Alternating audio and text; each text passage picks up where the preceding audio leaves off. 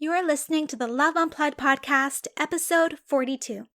Today we are learning from someone I deeply admire, and I'm not going to lie, I slightly struggled keeping my composure during our chat because I was so excited. All this time, I thought I was practicing gratitude. I would take a few minutes each day to count things off or maybe write things down that I was grateful for, like having a roof over my head, hot water, food to eat, clothes to wear, things like that. But I never really felt the effects of that gratitude practice. If you relate, then today's chat is for you. My guest shares how we can truly practice deep gratitude that will transform our lives. We also dive deep into self-love and all the blocks that we may experience and how we can rise above them. I cannot wait for you to hear from this guest and all that she has to share, so I recommend grabbing a notebook because you're going to want to take some notes, a cup of organic tea, and get comfy. Without further ado, let's jump on in. You are listening to Love Unplugged, a podcast focused on love in all its forms. I'm your host, Jessica Frigon, hopeful romantic and founder of Project Love. I found that too often love is set aside or taken for granted, and we tend to forget how to care for ourselves and our important relationships in the day-to-day chaos. So let's slow down, tune in, and begin our journey of rediscovering love. From honest heart-to-heart conversations with real couples and knowledgeable guests to deep dive reviews of new products and services that will help you feel beautiful inside and out. If you're looking for relatable advice or wanting to be inspired by real-life love stories, you've come to the right place. Without further ado, let's get to it. Hello, loves. Today I am joined by Angela Simson, a female health and happiness coach, love-filled writer, and speaker. I truly admire this woman so much for the work that she does, but also for how she shows up in her community, the Gratitude Project. She works with big-hearted females who feel like they've lost or have yet to find that golden light in life that makes them feel whole and helps them find their way back to themselves and their happiness. So welcome, Angela. I am so honored to have you as my guest, and I'm so excited to learn all about your story and advice. But before we start, for those that don't know you yet, I would love for you to share a little bit about who you are. Oh, thank you so much for having me here. First of all, your podcast is beautiful. Your Instagram page is just gorgeous and all the dusty pink. So I'm really happy to be here and really grateful. But a little quick bit about me. So I'm a mum of two girls. They are 6 and 3 now. As you said, I'm a health coach. I kind of try and find who I am outside of children and work, but they are so much of my life right now that I feel like they really do define me in a way. I live on the Gold Coast in Australia. It's beautiful and warm and sunny, and I am just really so passionate about what I do. I work a lot because I love it, but it doesn't really feel like work. It kind of feels more like just having fun, and hanging out with really cool women who want to make their lives better. I love it. It's so awesome when you're actually doing something for work that you actually love. Yeah. Because it really doesn't feel like work. You actually enjoy working and doing all that and even putting in the overtime. It's not something you're like, oh, crud, I have to do this now. Some nights my boyfriend's like, you need to come to bed. Like, you've been sitting on your computer. It's like 11 o'clock at night. And I'm like, I want to finish this, but it doesn't feel like pushed or forced or anything like that. And that's what I love to show women is that you can actually do this. Like, if you're willing to put in some time and kind of doing the hard yards early on, you can have this. Like, anyone can have it. It doesn't discriminate. Anyone can do this, Definitely. So I want to start at the beginning and hear all about your journey to becoming a coach. So how did that all start? Okay, so I actually didn't want to be a coach. When my ex and I were getting married, I knew that I needed to basically improve my health. I was suffering from horrendous migraines to the point that I would be knocked out for 48 hours. I would vomit. I would lose feeling down the left side of my body. I would lose my sight. I wouldn't even be able to put a sentence together. Like, if you tried to speak to me, my words would be jumbled. It was actually really weird and scary, and we've since found out what all that is caused by. But I knew that having children and getting into that state at least once a month was not possible. Like if I had a newborn and I had a migraine and there was no one there, like what do I do with the newborn and how do I deal when I literally can't see or pick them up? So I decided to go on a little bit of a health journey myself, and I didn't want to do the medication thing because ever since I was little, my mum would try and give me like a painkiller and I would say to her, but what's in it? Like if I had a headache or if something was wrong, I'd be like, but what's it made from? Like where did it come from? Where is this little white pill made from? And even when I was a teenager, and the pill just felt like a really weird thing to do every day. I'm like, I'm taking this thing every day and I don't understand what's actually in it. And so, when it came to curing my migraines, I knew that it wasn't going to be, be on medication for your whole life. And now I understand medication a lot better and where it does work and where it is so necessary for people. But at the time, I just intuitively knew that it was something to do with the way I was living my life. And I was eating so bad. Like I was having sugary cereal, like chocolate cereal for breakfast. I was having like fish and chips or fried rice from takeout. For lunch, I was eating sugary biscuits all the time, frozen meals for dinner, and then ice cream with like chocolate topping every night. And I was small, like I was a, relatively lean person because I would do this and then I would starve for like a couple of days, or I wouldn't eat dinner for like 3 nights and make sure that I maintained my weight that way. So looking back, I'm like, how obvious is it that I was unhealthy? And so I went on the journey for me to be able to help my kids. And I remember one day I had a delivery come and it was this massive book on nutrition. It was all about healing yourself with food.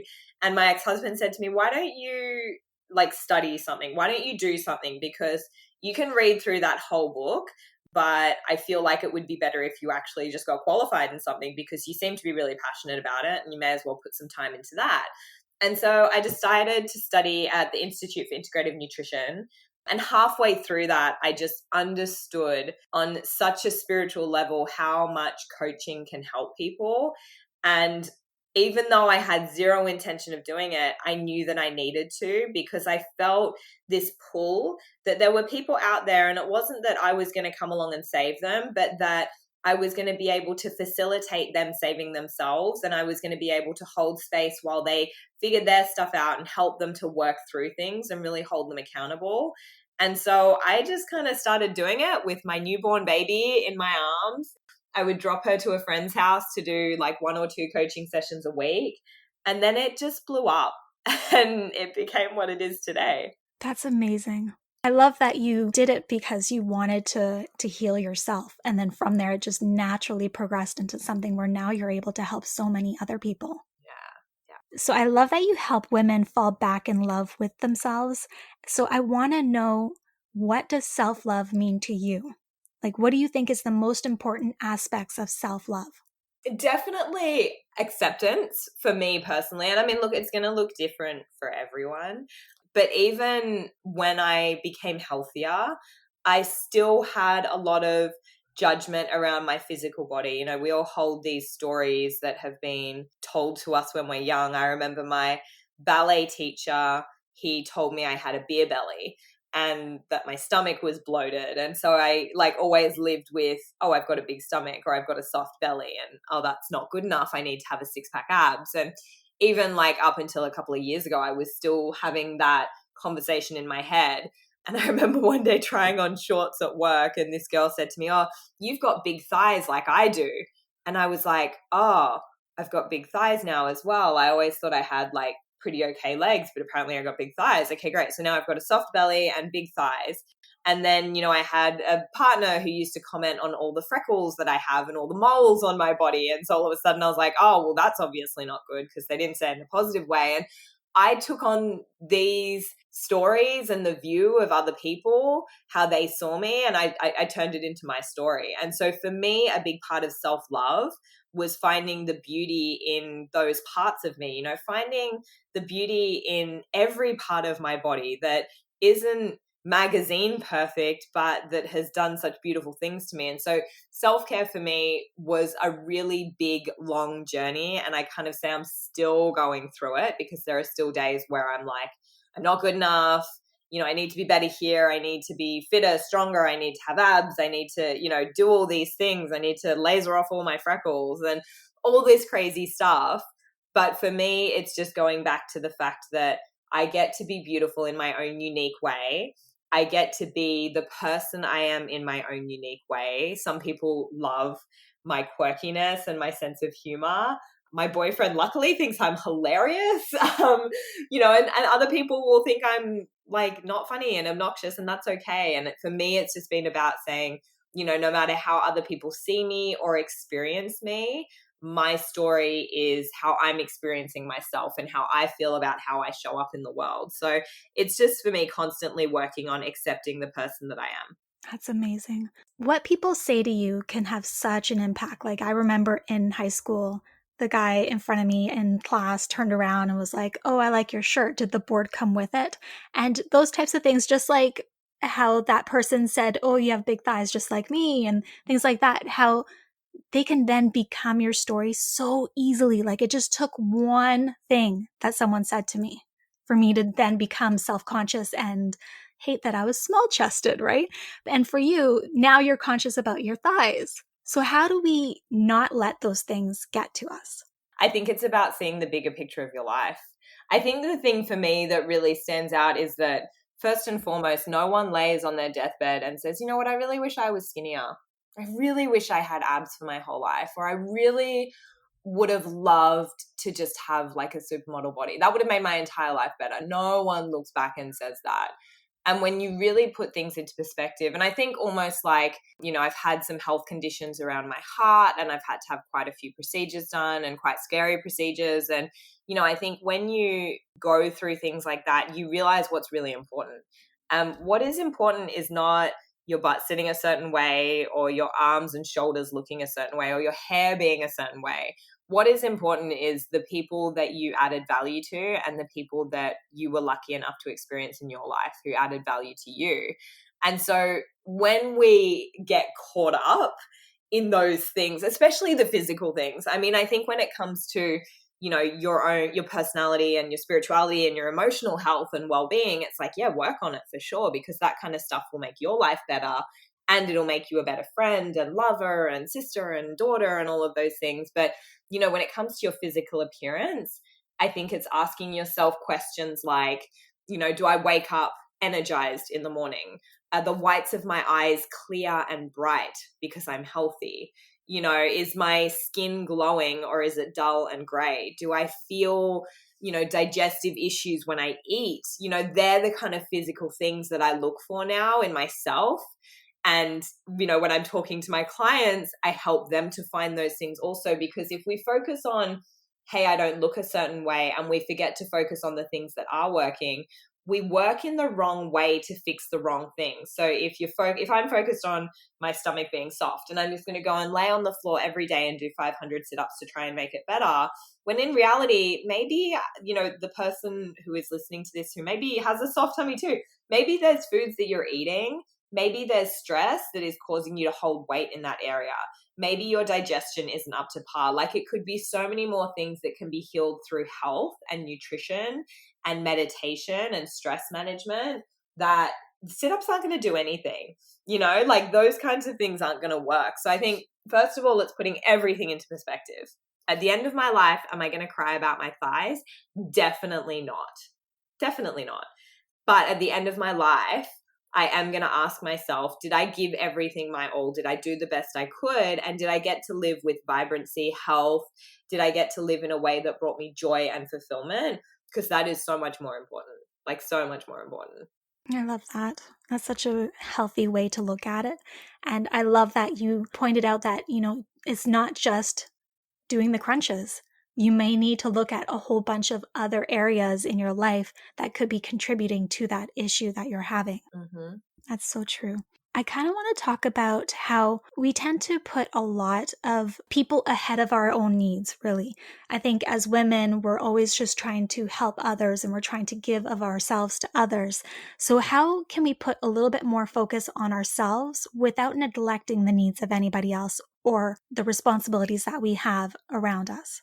That's such a good question. And it's actually interesting that you ask this, because I see both ends of the scale. Like, I see some women who give everything to their children, and they're burnt out and they're tired and they snap and they're moody and they're like, really struggling with overwhelm. And then on the other end of the scale, I've seen people who are just like, I'm going to do this for me.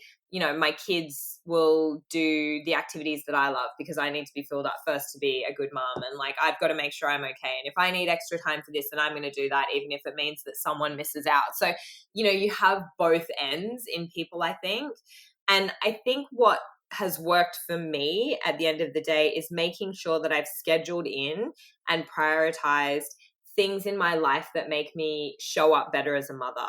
So I know that I need to meditate. I'm like, if I don't meditate, and my partner says the same thing. He's like, God, when you meditate, you walk around the house and there's craziness, because between us, we have 4 girls. And so like, of course, 4 girls in one house can be really hectic. And he's like, the days that you've meditated, you radiate a different energy. And the days that I don't. And that's 20 minutes of my morning. And then I can give to them as much as I need to. And then on the days where, I have my youngest with me at home and I don't necessarily have as much free time because she is very energetic and always wants my attention, it's about asking myself, well, what needs to happen before this day starts, before she wakes up, before, I have no one else to kind of help me or, give me some time. What needs to happen for me to feel really good? So usually the night before those days, I'll get really organized. I'll do all the school lunches. I'll make sure that I've meal prepped. I'll make sure that the house is tidy. I'll work out what activities Harper and I are going to do together. And then the last thing was asking for help as well. Like, if you don't ask for help, you won't get it. And so like for me, I have Harper tomorrow and I'm going away on Friday with my whole family, but I want to get my lashes done. So I called my dad and I'm like, can you look after her for maybe 2 hours? I only really need an hour for my lashes, but that extra hour so that if I need to just go home and pack and do some bits and pieces. And he's going to love spending time with her. But I feel like so many people are like, I don't want to ask for help because it's a sign of weakness, or I don't want to put other people out and ask them to look after my children because then, I'm putting them out and I'm a bad person and that's not good. And there's so many stories that go down here. And I'm like, no. Like, people want to feel helpful. People want to feel valued and appreciated and like they've given to you and helped you. So for me, I'm like, you just got to ask. I'll always ask a friend like, hey, can you just come watch my kids so I can do something? Or, hey, can you help me out with this? And saying no is another really good one for women who are struggling, with self-love. Say no to things you really can't do, you don't want to do, that you're not super excited to do. Just say no. It makes life so much easier. It's probably really healthy for your children to also see you taking that time for yourself. Definitely. Right? They're picking up on everything and like habits, and that's probably going to set the tone for how they choose to live their life as well. Yeah, that's exactly right. And it's like when my kids see me do certain things, it makes them want to do it. Like, they do yoga at home because they see me doing yoga at home. They listen to meditations before bed because they know that that's what mummy does. Like, monkey see, monkey do, right? Yes, definitely. So this kind of leads into my next question. What are your thoughts on balance and boundaries, which includes saying no? How do you go about saying no and learning to do it when you've been such a yes person for so long? I think the main thing is not apologizing for saying no. If like someone's like, hey, I need you to do this for me, or I like, do you want to come to this thing? Not like, oh my gosh, I'm so sorry, but no. Just be like, you know what, that doesn't work for me right now, but I really appreciate the invite. Or like, I'm so grateful for you for thinking of me, but I actually can't do that. Just being really straightforward is the number one thing, because it's when we put the guilt onto ourselves. Like, this is one thing that I know I've done in the past, and I don't think it helps us at all, because guilt won't change the past and anxiety doesn't help your future. So when these emotions come up, like, that's not the best version of you showing up. So people have guilt, which they hold on to for saying no, or for not doing something, or for, putting their boundaries up. And then they also have anxiety for the things that are coming up that they said yes to, that they didn't want to. That doesn't allow you to show up as your best person, ever. You can't be your best you if you're constantly living in guilt or anxiety. So I think it's asking yourself, if I can show up the best for the people around me, I need to take care of me first. And balance in my life doesn't exist. I always, I can't remember who it was, but there's someone who had this beautiful analogy of like, you want to think of life like a seesaw. And, you're never going to be able to really balance it. You're always going to be a little bit lower on one side, a little bit higher, and then you're going to try and shuffle it. And the other side's going to go a little bit higher. And, you can stand right in the middle and get that balance, but it's really boring there, like really boring. You always want to be in flow and momentum, and your life is constantly going to be changing, and you're going to constantly be asking yourself, how can I get better here? How can I get better there? There are going to be times of, really structured and intentional unbalance because, maybe you're going for a big promotion at work, or maybe you're starting up your business, in which case you're going to put more time and effort into certain things than others. When I was building up my business after my husband and I separated, I was strategically very unbalanced. I knew that I needed to work really hard to make sure I was safe in my income. I don't get money from my ex. I'm completely independent. So I worked really hard. I didn't go to the gym. I ate a little bit more takeout, given healthy takeout, but those kinds of things. And then there are times when I'm going to be like, you know what, I can pull back a little bit. I'm going to focus on me. I'm going to work on my health, and my business is going to go on the back burner a little bit because right now it's flowing and it's good and I can step away for a minute, but it's not going to grow. And just knowing that you're going to be in different phases where you need different things, especially like if there's mothers listening and the mother's like, when you've just had a baby, your life is going to be completely different to when your baby goes to school. Knowing that it's always going to shift and change, and don't become attached to life needs to look this way all the time. Become attached to, I'm really excited about change, and I really love the fact that I can flow with the challenges that come to me, and, get excited about the fact that you're always going to be a student of your life. Always. Yeah, that's such a great way to look at it. I love that. It is definitely very boring when you're standing in the middle of a seesaw and it's not moving. I just love that analogy. That's awesome. You touched on nutrition, which I want to get into because I have a feeling that you have quite the sweet tooth, which I do also. So we all know that nutrition is super important, and what you're feeding your body is very critical to your health. But changing your diet is very, very difficult for some, maybe not as much for others. But, I do my very best to eat whole plant foods, lots of veggies, and I generally eat pretty well. But kicking that sweet tooth, that's my pain point. I just can't do it. So how did you go about doing that? I don't think anyone should kick their sweet tooth. I I like that answer. chocolate, I think sweets and treats are the biggest gift, man-made gift, mixed with some whole foods if possible. I think that when you feel guilt around having foods that aren't necessarily whole foods or aren't as good for you, the guilt is so much worse for you than eating the food. And so for me, like, my partner's daughter's birthday soon, and I've just ordered her this cake, and it's gluten-free because, she doesn't eat gluten, so we all don't eat gluten, but it's going to have sugar in it, and it's vanilla, and it's got chocolate icing, and it's going to be freaking epic, and I'm going to eat it, and it's going to taste really good. But the difference between someone with disordered eating styles and what I've learned how to do is that I'm going to eat that cake. I'm going to really enjoy it. Like, I'm going to love it. I'm going to stop eating when I'm full because I don't feel like I'm depriving myself. When we get to a place where we're depriving ourselves, when it's like, okay, I can't have that, or I'm not allowed this, that's when we binge, because we suddenly think it's like the forbidden fruit. And we're like, oh my God, I need it. I need it. And you're thinking about it more because you're telling yourself so much that you can't have it.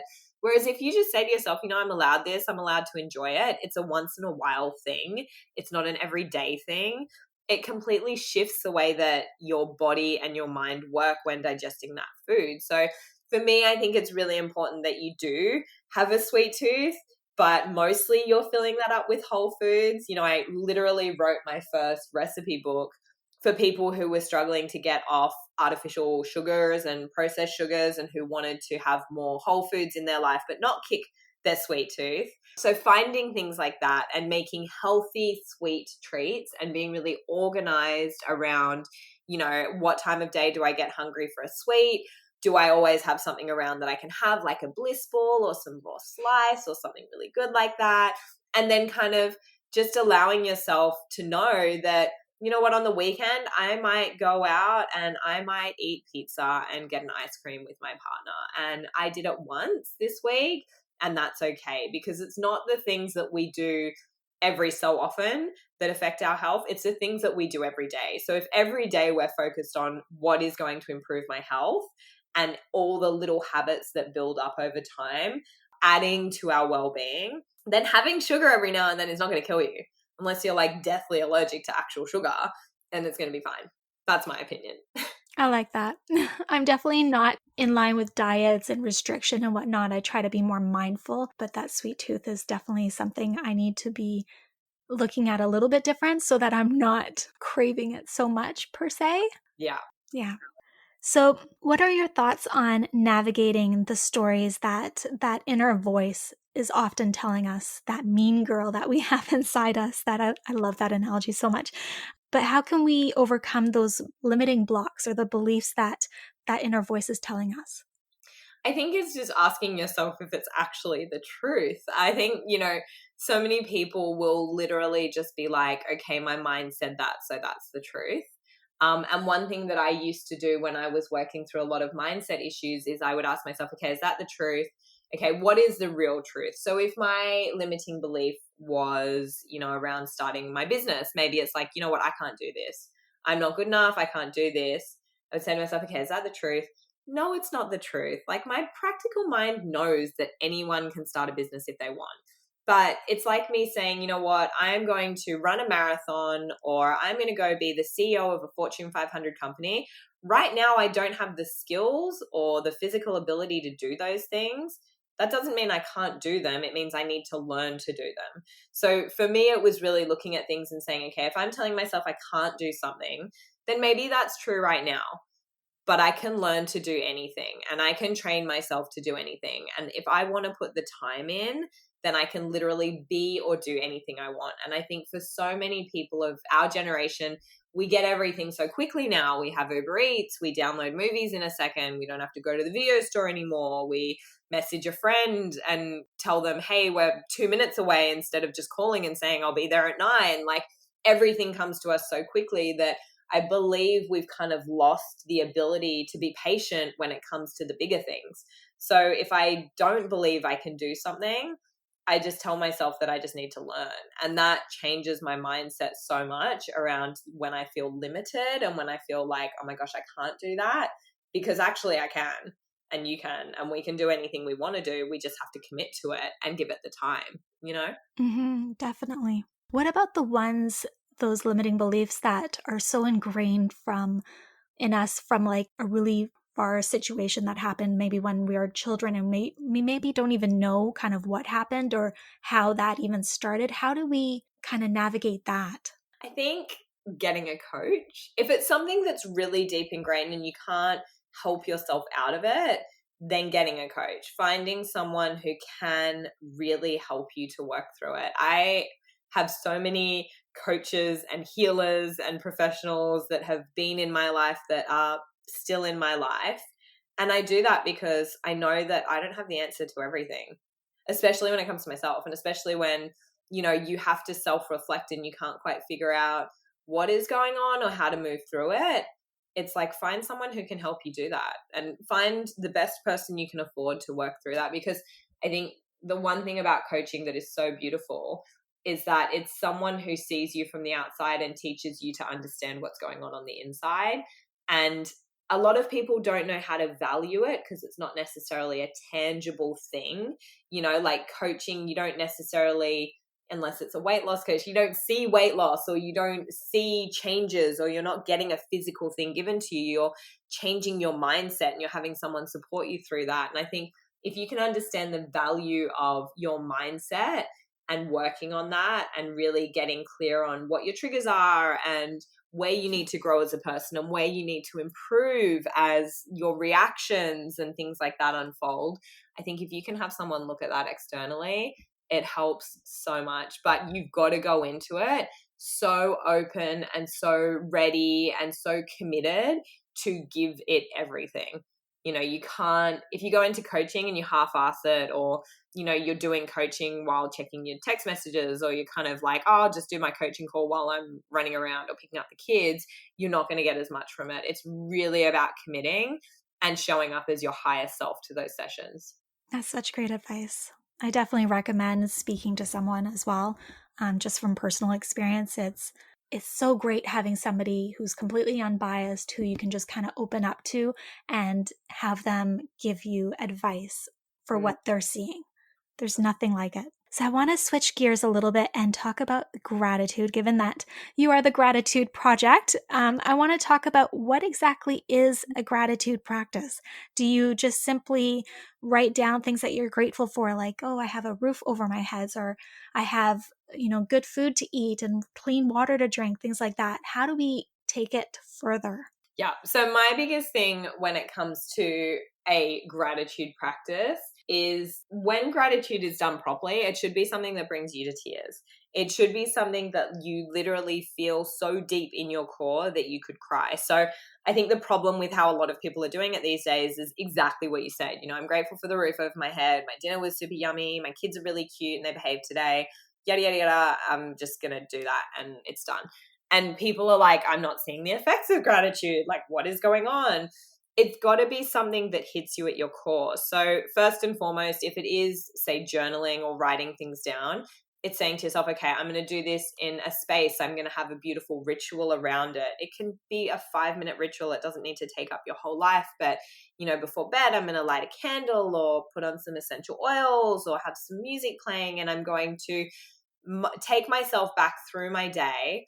And I'm going to ask myself, what are the moments that I could find gratitude in? And I'm actually going to relive them, because when you sort of think yourself through a situation that you've been through, your body actually produces the same happy hormones in a smaller amount, but the same hormones as when you actually experienced it.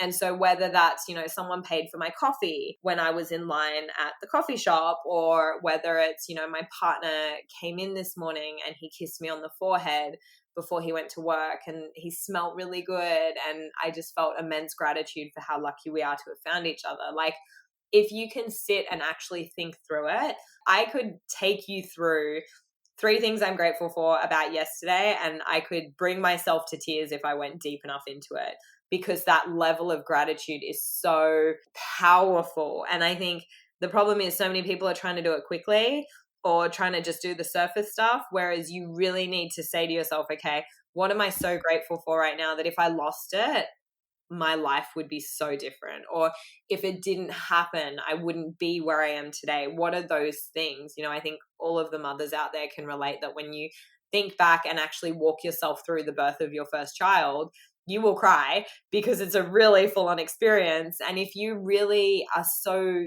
deeply moved by something your partner did, the gratitude you have for that person can bring out feelings and emotions that you don't get to feel that often. And I think that my biggest lesson over the last 8 or 9 years has been, I was someone who was scared to feel, and feeling has actually given me so much. So every single day, I want to feel my emotions to the biggest capacity, to the, most extreme that I can possibly feel them, good and bad, because that is what makes life worth living, when we're really feeling the things that we need to feel.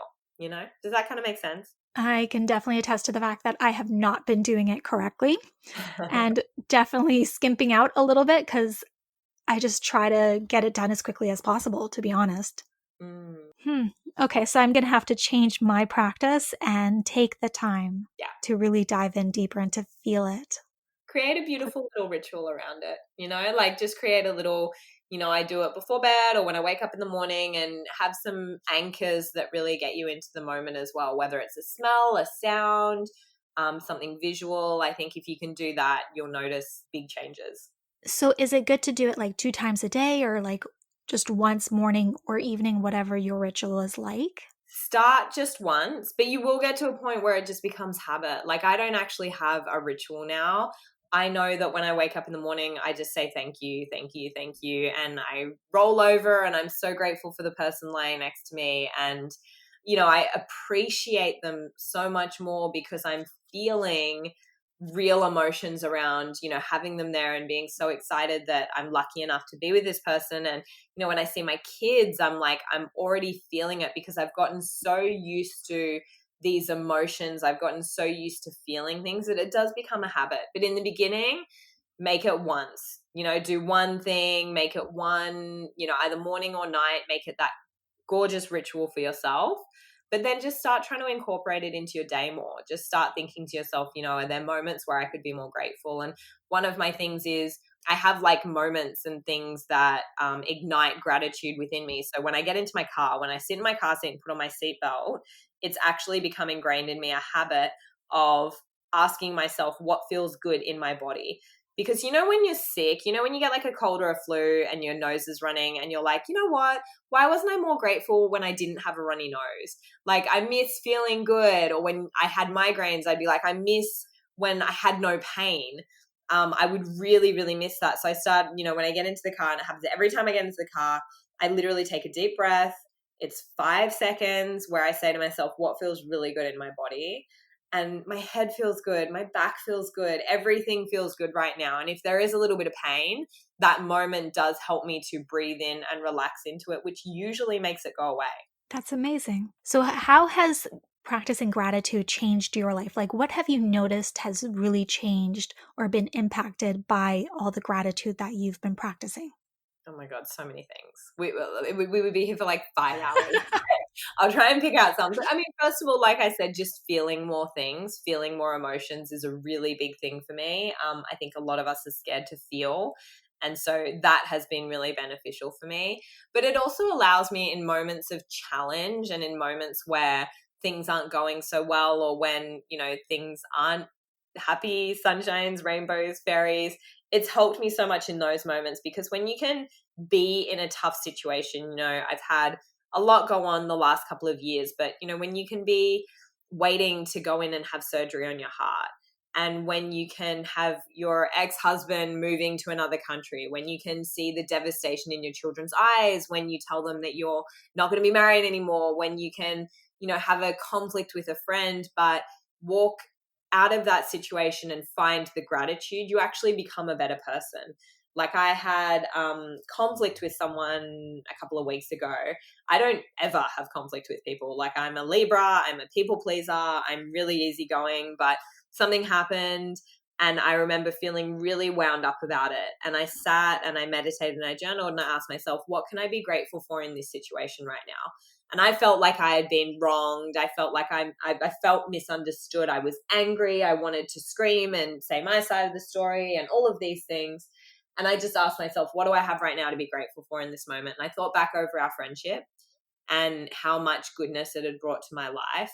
I asked myself, what is it about this current situation that I can be grateful for? And I saw a couple of things that I couldn't see when I was in rage and anger and, justification and blame. I couldn't see that I actually needed to step up as a friend and be more understanding. I actually needed to stop trying to share my side of the story, and I needed to listen. I actually needed to be more compassionate and understand where this other person was coming from instead of trying to be right. And so for me, that the level of gratitude I had all of a sudden for that conflict of, wow, I'm really seeing where as a friend I could show up so much better right now. I'm really seeing how I don't always do my best when I'm in hard situations, and how now, from now on, I'm actually going to be better as a friend when conflict arises. And so once you see that, like once I saw that, I immediately got in contact with this friend and I just owned everything. I was like, I'm so sorry that I didn't listen to you better. I'm so sorry that I'm not being compassionate to where you're at in this situation. I love you so much. You're such a good friend to me. I don't want this to affect us. I really want to say that I'm deeply sorry for everything I've done. I owned it. And all of that came from sitting down and asking myself, what can I be grateful for right now? Oh, I just love that.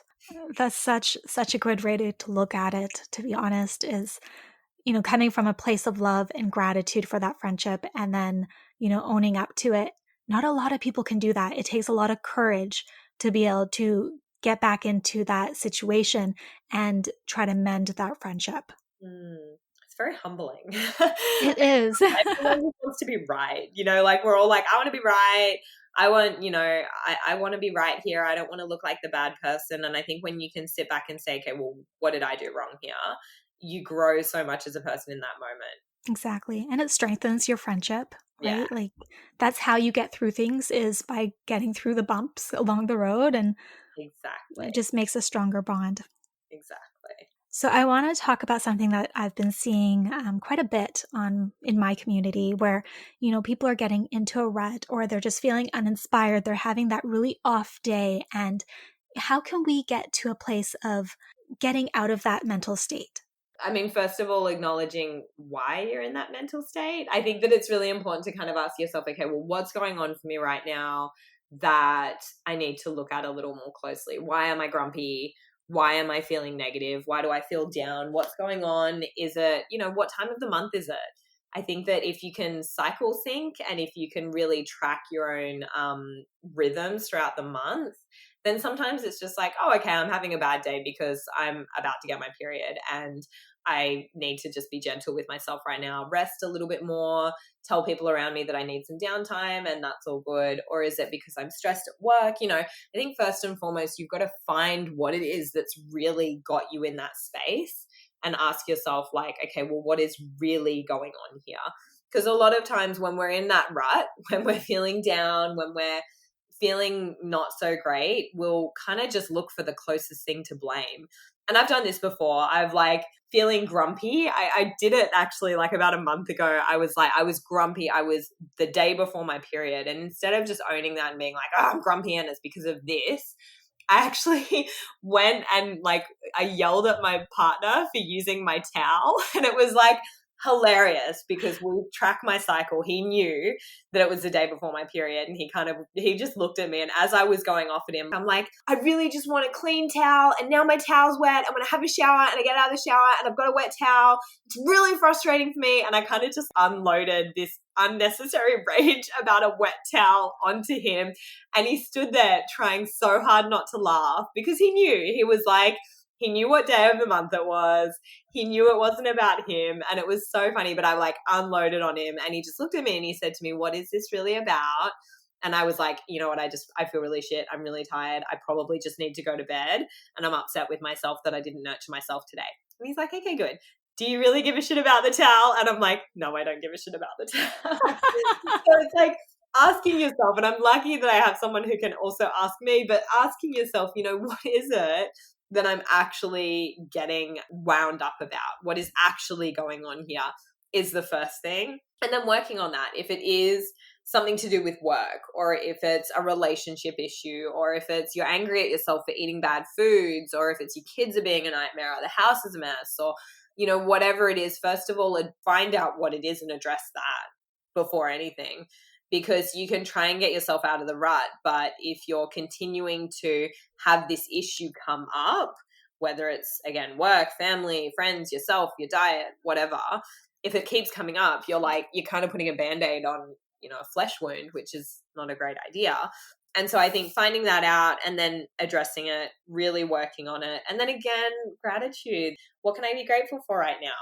What can I see in my life right now that is really great? When my kids go to school and when Bo's like, I want to go to school today, she'll say, I don't like school. It happens every now and then. I don't like school. I want to go to school.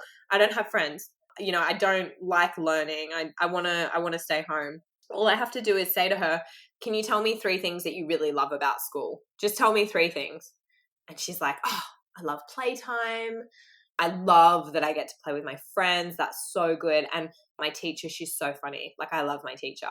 And all of a sudden her state has changed and she's like excited to go to school and it's not an issue anymore.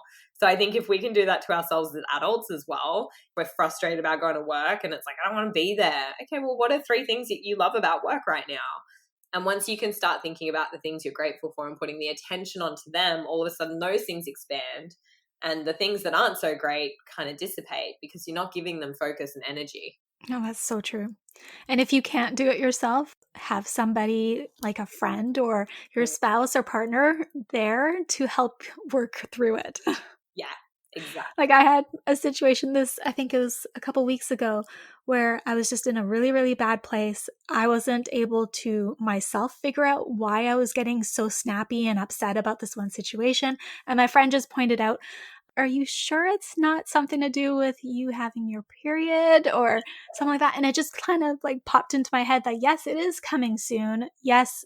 Oh, okay. Now I understand why I'm flying off the handle. Mhm. Everything's put back into perspective and just allowing myself to feel through that day Yeah. and just let it go because I knew what it was actually about. Yeah. I love it. So, I want to talk about the law of attraction and high vibration and energy. So, what are your thoughts on all of that? Yeah, I think that your vibration is so important. I did a training last night in my group, the Gratitude Gang, and one thing that I have seen popping up for my team lately is that, people want to vibrate on a high level, but they're allowing themselves to get caught up in low level issues. So there were some people who they were being teased, they were being picked on, some people were talking smack about their business, and it was just not cool. And their response to that was, well, I'm going to pull out of my business. I'm going to pull away from what I do. I'm going to hide. I'm not going to do this anymore because people are picking on me. And I was like, hold on a second. So if your vibration is high and you're happy, but someone comes along and they've got a low vibration and they don't like what you're doing or they don't agree with what you're doing, would you rather lower yourself to their level, their vibration, their kind of energy, or would you rather just continue to build up on yours? We had some horrific bushfires in Australia recently. Mm-hmm. And what was interesting as well within my team was a lot of the girls were like, I don't feel comfortable posting. There's so much sadness going on. I don't want to post about, my delicious smoothie or how I'm helping people to get healthy or, what I'm doing or that I made really good income in my business. Like, I don't want to post about that because there's so much suffering. And I went to a Gabby Bernstein event a couple of weeks ago and she was speaking about this and she said, it's not the collective suffering that heals the world. It's not all of us saying, well, bad things are happening, so I'm going to be sad and I'm going to be low and I'm going to hide my greatness from the world and my gift because bad things are happening. The collective suffering does not heal. It's the collective joy. And so when things are hard, when people are speaking poorly, when the energy is low, it's not lowering to that level that is going to fix things. It's not lowering to the level of sadness, jealousy, anger, frustration, skepticism. It's raising your vibration even more. It's so important that in those times we raise our vibration so much more because that is what heals the world, not lowering, but raising and coming from a place of openness and joy and happiness. And, I think people forget that it's not just how we vibrate, it's how we react to the vibrations of others around us. That's so true. I just love that. And I love Gabby Bernstein. She's awesome. Right. She's amazing. I'd never seen her speak and I was like, you're gorgeous. She's so beautiful. She's so good at speaking. I love it. As soon as I got one of her books, it was like the Dynamo effect where I had to read every single thing that she read afterwards.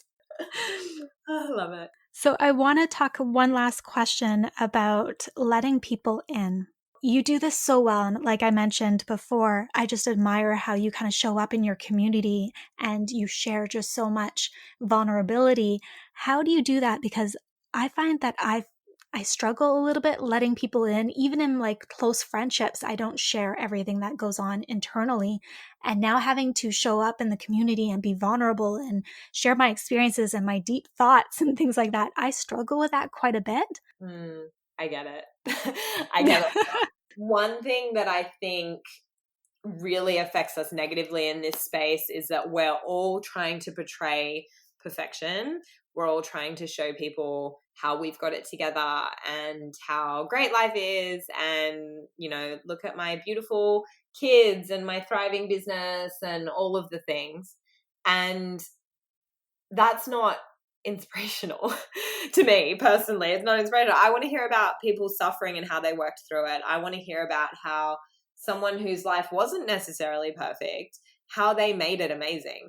I think that we're so caught up in not wanting to show our vulnerability, not wanting to share our real feelings, not wanting to be our real self because we don't want people to know that we're not perfect and we don't want people to judge us. And the problem is social media, because we see this highlight reel where it's literally like everyone's best moments, where they look amazing, when they're on holidays, when they're doing all these great things. We're watching that all the time and kind of like, holy crap, my life is not as good as that person's life. We're not seeing when they spilt their green smoothie on their new white carpet. We're not seeing those things as much, unless it's like strategic for some reason about, someone's doing an ad for a carpet cleaner and they're like, oh, look, I spilled my smoothie. But I think that that's the main problem, is that we think that everyone's got it together and we don't.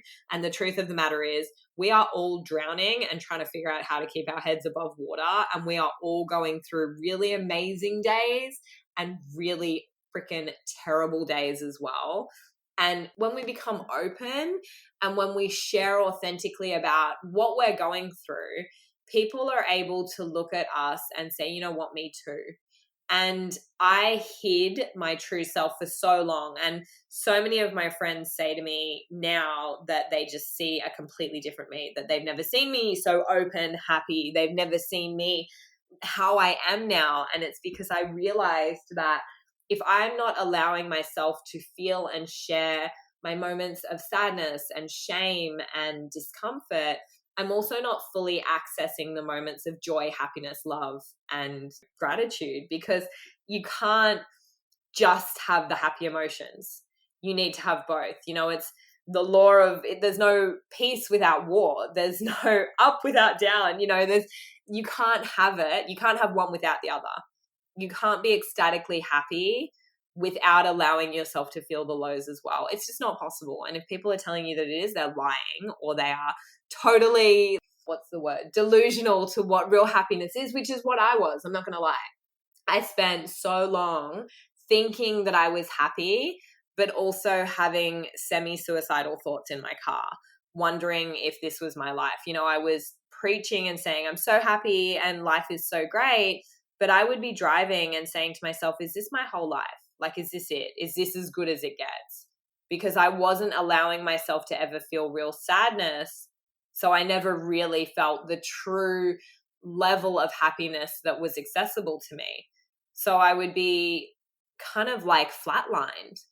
And you need to kind of think of it as if there is a flat line, as high as you can go above that line, that's kind of as low as you need to go as well, which to some people will feel really challenging, because it's like, I don't want to be low. I don't want to be really sad. I don't want to feel those heavy emotions. But I promise you that if you allow yourself to feel those heavy emotions with the love and support of people around you, which is the crucial part to all of this, when I started feeling those things and falling into the people who could look after me through them, I actually started feeling so much more joy and happiness on the flip side, because I had allowed those emotions to come out. And so my belief is that if you're not allowing yourself to feel the pain and you're not allowing yourself to share that with people, because if you feel the pain by yourself and sit in your room and be sad, that is, borderline depression. That's like not a great place to be. If you go to trusted people, the people that are in your life, in your community, your close relationships, your romantic relationships, your friendships, your parents, all of those things, if you can go to them and allow them to hold you while you're being sad, while you're being frustrated, while you're being angry, then the flip side of that is they see and they get to experience the joy. And if those people are judging you, that says more about them than you. There's no need to worry about it. But I think that if you can move past the fear of not being perfect, if you can move past the fear of what will people think when they see what I'm really like, then you can get such a massive reward on the other side of that. I'm definitely going to have to try. I'm definitely going to have to work on it. How long did it take for you to start opening up? A bloody long time. Okay. Ages. No, but I think, one thing for me that was really crucial was when I uncoupled from my ex-husband, I had to allow the emotions to come out, because if I didn't, I would have exploded. But, saying to the people that you're going to be sharing with, I need to be vulnerable with you right now. Even if you're just having a bad day and you're like, I just need to call you right now because I'm having a really bad day.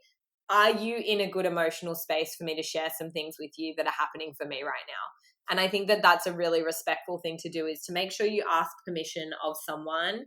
Can I please vent? Can I please talk to you about what's going on for me right now? I'm having a hard time. And they might say no. They might be like, you know what? I got a lot going on right now. I don't know if I can be that for you. And that is such a beautiful, mature relationship when two people can do that. And then on the flip side, they might be like, yeah, I can. And that's when you set the guidelines for the conversation. You know, I don't want you to fix what I'm going to talk to you about. I kind of just need to vent, and I just need your support right now. Can what I say to you just be totally confidential? And, you know, can you still love me after this? Because I'm really scared about sharing. And if you can say that to someone before you have this, and you can be vulnerable just in that way and know that you're safe there, it totally changes the experience of that conversation, because suddenly you're having it without the fear of judgment, without the fear that what you're saying is going to get out, without any of the things that will keep you holding back from sharing your full authentic self in that moment. You are such a good communicator. That's amazing. I try. It's so respectful to be asking that person if they're in the space to be what you need at that moment. Yeah. Because usually you just call someone and you just start dumping on them or venting, and they might not be able to help you in that situation. They might be going through difficult times themselves, and they're just going to make the situation worse. Yeah. Yeah. Well, very last question. If anybody wants to learn more about you and the Gratitude Project, which they should, where can they connect with you? Definitely on Instagram. Gratitude_project is like my favorite place to hang out. And then Facebook.com/allaboutthegratitude, because someone stole my before I got it on there. I should actually see if I can change that. But yeah, reach out. I absolutely love hearing from people and talking and connecting. So if you do follow, comment, you know, send me messages when you watch stories, things that resonate with you. Let me know what you loved about this podcast. Tell me what you're grateful for. Just all of the things. I love connecting with my community. That's awesome. Well, thank you so much, Angela, for being my guest and for sharing your wonderful advice and experience.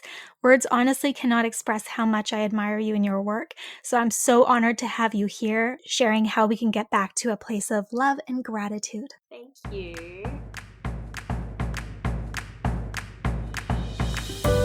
I'm Jessica, and thanks for tuning in today to Love Unplugged, the podcast. If there are any questions or topics you'd love answered on the show, head on over to www.projectloveco.com and share your request with me. If you haven't yet, go to iTunes and subscribe, rate, and review this podcast and share it with a loved one. Your feedback means the world to me, and the community we've created is what fuels our discussions here. After all, this is all for you. Join me next time for another unplugged conversation.